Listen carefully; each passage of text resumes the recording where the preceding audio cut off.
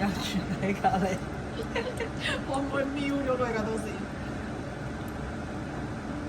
出水之後就一滴水都唔好落，跟住洗乾淨就一定用瓦煲，之後直接倒薑醋同埋加薑，煲滾佢定係有佢浸幾日？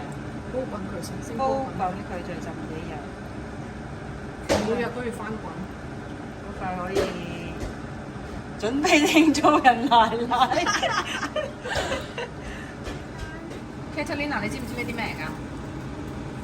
After they born baby sick. 你 baby 食，俾 baby 食好大喎。